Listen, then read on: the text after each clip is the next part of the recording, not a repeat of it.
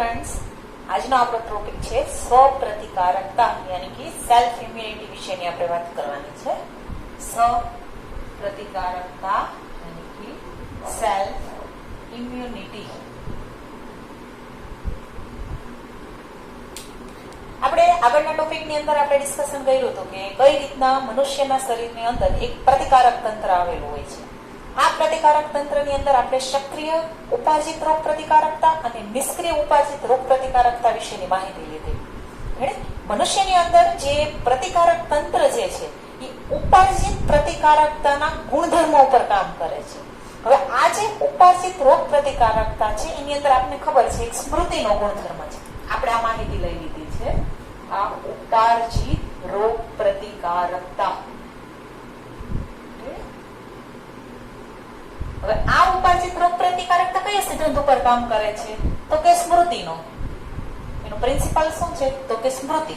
એટલે આપણે ટૂંકમાં સ્મૃતિ આધારિત રોગ પ્રતિકારકતા કે જે ઉપાર્જિત પ્રતિકારકતાના ગુણધર્મો ઉપર કામ કરે છે એની માહિતી લઈ લીધી. આ માહિતીની અંદર આપણે શું ડિસ્કશન કર્યું હતું કે જ્યારે કોઈ પણ પ્રતિજન યાની કે એન્ટીજનના કોન્ટેક્ટમાં જ્યારે મનુષ્યનું શરીર આવશે ત્યારે એ શું કરશે? એ એન્ટીજનને યાદ રાખી લેશે. આ એન્ટીજને મારા શરીર ઉપર એટેક કર્યો હતો. જેને આપણે પરજાત દ્રવ્ય તરીકે પણ ઓળખી શકીએ, એન્ટીજન તરીકે પણ ઓળખી શકીએ અને રોગકારક તરીકે પણ ઓળખી શકીએ. એટલે મનુષ્યનું શરીર જ્યારે કોઈ પણ એન્ટીજનના અથવા તો રોગકારકના કોન્ટેક્ટમાં આવશે એટલે સ્મૃતિના ગુણધર્મો પ્રમાણે મનુષ્યનું શરીર શું છે? યાદ રાખી લેશે. આ પ્રાથમિક એટેક થયો. રેડી? એને પ્રથમ પ્રતિકાર તરીકે ઓળખવામાં આવે છે. હવે સેકન્ડ ટાઈમ એ જ રોગકારક જ્યારે આપણા શરીર ઉપર એટેક કરશે ત્યારે શું કરશે કે સ્મૃતિના ગુણધર્મો ઉપર આપણું શરીર શું છે એને યાદ રાખી લેશે કે આ રોગકારકે મારા શરીર ઉપર એટેક કરેલો હતો. રેડી? એટલે આ રીતના ઉપાર્જિત રોગ પ્રતિકારકતાના ગુણધર્મો ઉપર આપણું શરીર જે છે એ કામ કરે છે યાની કે સ્મૃતિનો ગુણધર્મ. હવે સ્વપ્રતિકારકતા યાની કે સેલ્ફ ઇમ્યુનિટીમાં શું થશે? તો કે આપણું શરીર જે છે એને ખબર છે કે સ્વજાત અને પરજાતની ઓળખ છે. સ્મૃતિનો ગુણધર્મ તો છે જ. પછી આપણે આગળ એક સેલ્ફ મેડિએટેડ ઇમ્યુનિટી વિશેની વાત કરી હતી, CMI વિશેની વાત કરી હતી. તો CMI ની અંદર આપણે શું વાત કરી હતી કે આપણું શરીર જે છે એ સ્વજાત અને પરજાતની ઓળખ છે જેની અંદર આપણે અંગ પ્રત્યારોપણ વિશેની માહિતી લઈ લીધી હતી. ધારો કે એની અંદર મેં તમને માહિતી આપી કે ક્યારેક કોઈ યકૃત છે, કોઈ મૂત્રપિંડ છે, ક્યારેક હાર્ટ છે, કિડની છે, જો આ બધાનું જયારે ટ્રાન્સફર કરવાનું હોય છે રેડી ત્યારે ટ્રાન્સફર કરવા સમયે આપણું શરીર શું છે એને ખબર હોય છે કે આ અંગ મારું છે અથવા તો આ અંગ પારકાનો છે. એટલે આપણા શરીરને સ્વજાત અને પરજાતની ઓળખ છે. પણ સ્વપ્રતિકારકતામાં શું થશે કે આપણું શરીર જે છે એ ભૂલ ખાઈ જશે. રેડી? સ્વપ્રતિકારકતાનો રોગ છે એની અંદર શું થશે કે આપણું શરીર જે સ્વજાત યાની કે પોતાના જે સેલ છે એને પારકા સેલ સમજી અને એના ઉપર એટેક કરી દેશે જેને સ્વપ્રતિકારકતા યાની કે સેલ્ફ ઇમ્યુનિટી તરીકે ઓળખવામાં આવે છે. પાછું તમને સમજાવું છું કે સ્વપ્રતિકારકતાની આપણે વ્યાખ્યા કઈ રીતના આપી શકીએ કે સ્વપ્રતિકારકતા એટલે શું? તો કે સ્વપ્રતિકારકતામાં આપણું પ્રતિકારક તંત્ર ઘણી વખત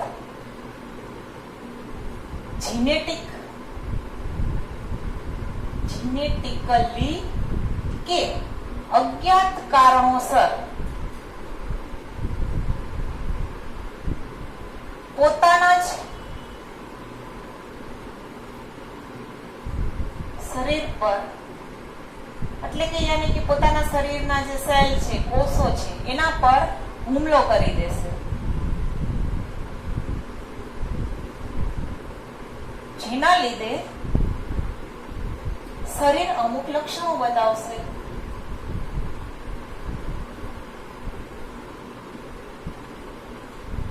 જેને આપણે સ્વપ્રતિકારકતા યાની કે સેલ્ફ ઇમ્યુનિટી તરીકે ઓળખવામાં આવે છે. રેડી? અહીંયા શરીર શું છે? બાકી આ સ્વપ્રતિકારકતાના હું તમને કઈ રીતના કામ કરે છે સમજાવું. ધારો કે આપણું શરીર છે. રેડી? તો આપણું શરીર કયા પ્રિન્સિપલ ઉપર કામ કરે છે? તો એનો પ્રિન્સિપલ શું છે કે આપણું શરીર જે છે ને એ સ્વજાત અને પરજાત,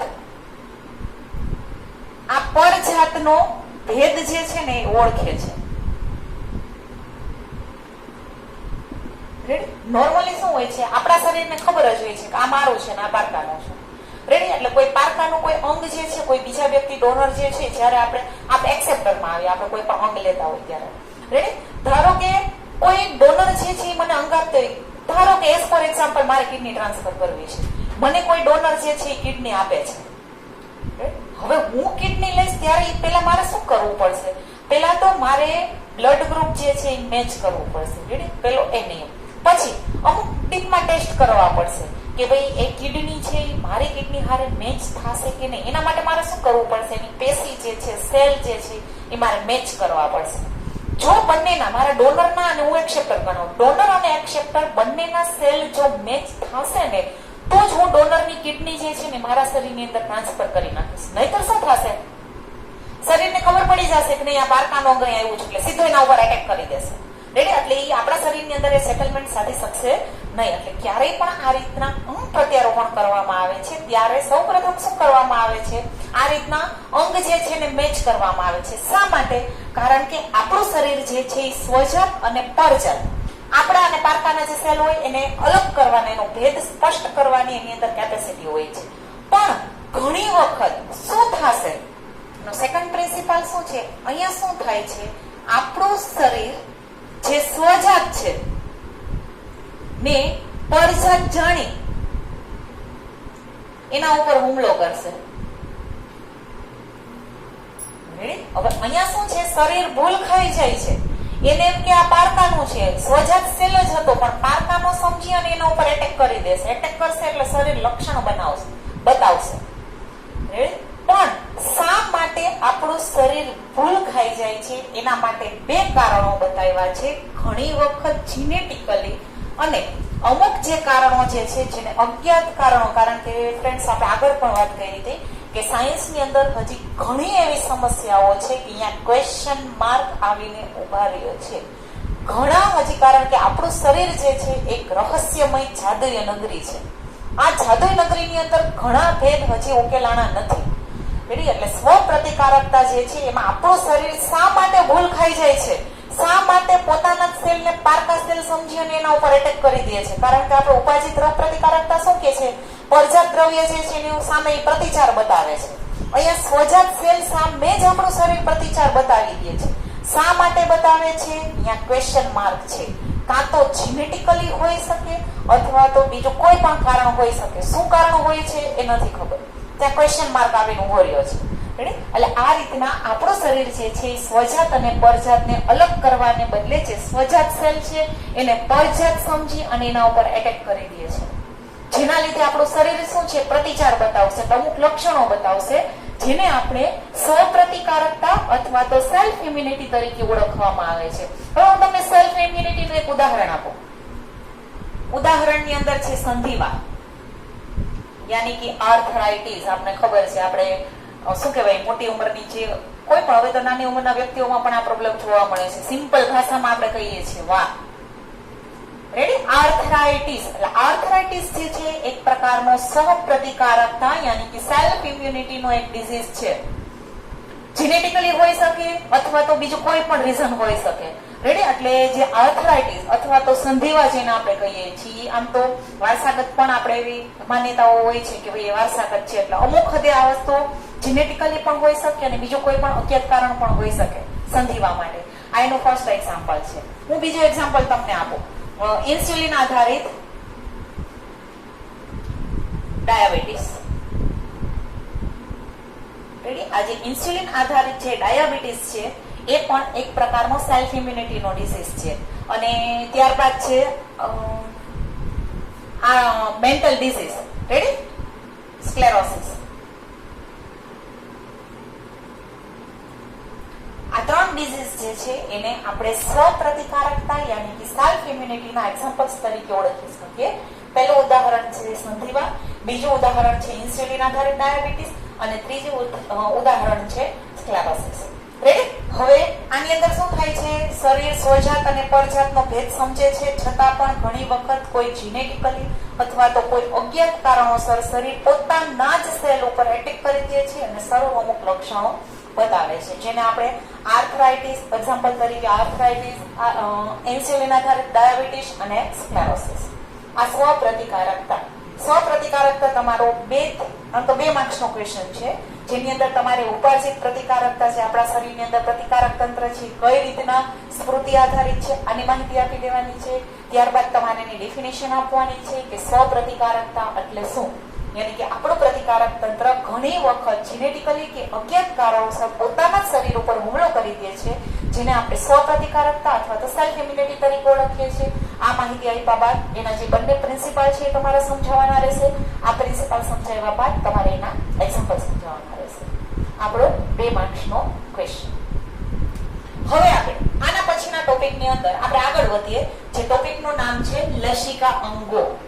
રેડી છે? આપણું પ્રતિકારક તંત્ર જે છે એ કઈ રીતના વર્ક કરે છે, લસિકા અંગોની અંદર આપણે કોનો સમાવેશ કર્યો છે એની માહિતી આપણે લીધા.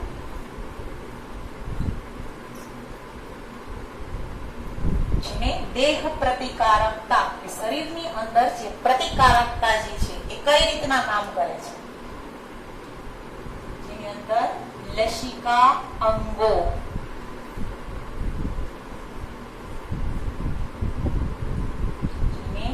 દેહ પ્રતિકારકતા,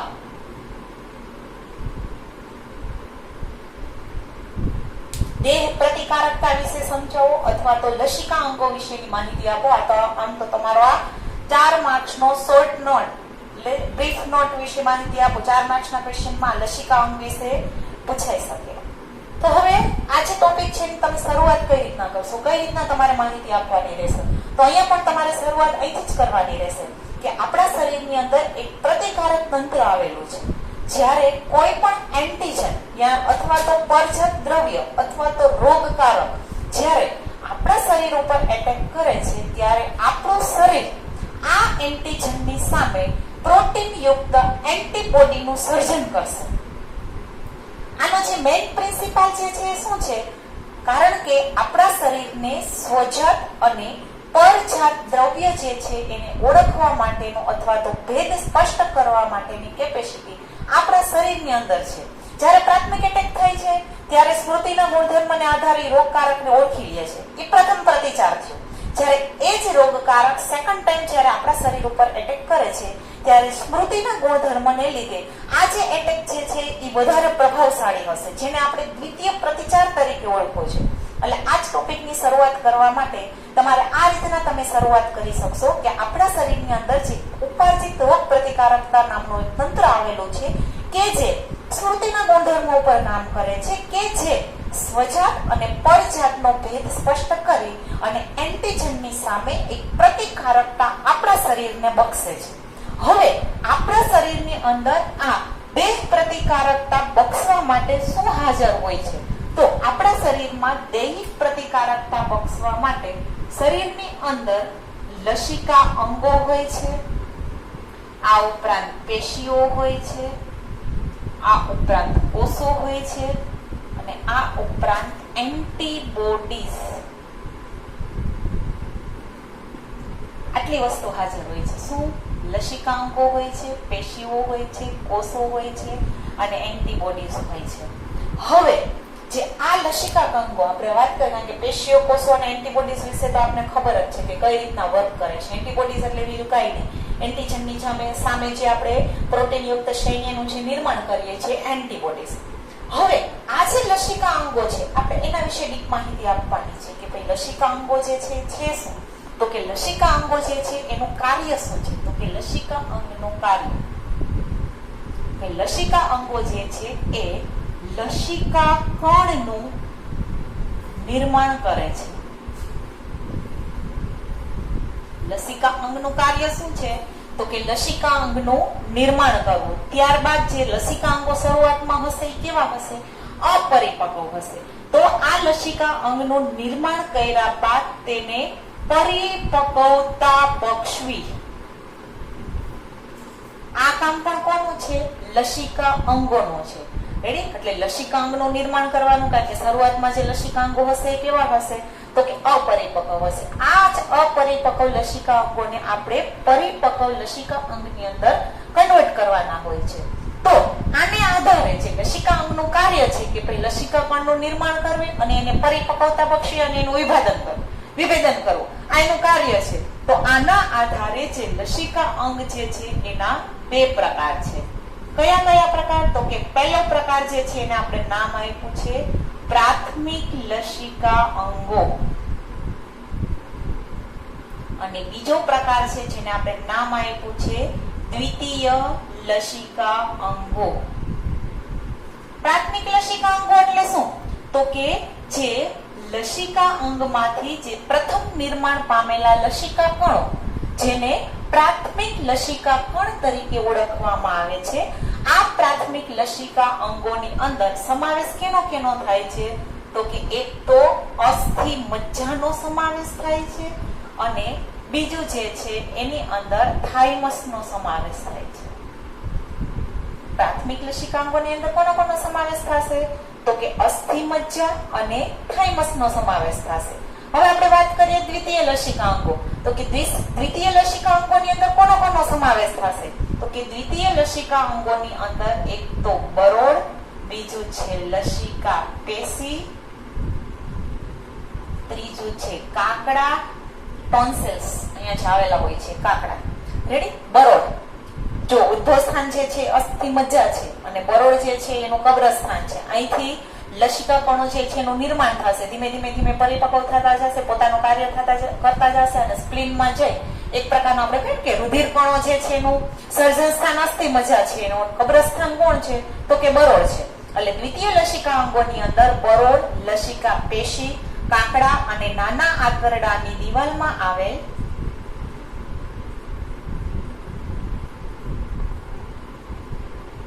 યાની કે જે પેયર્સ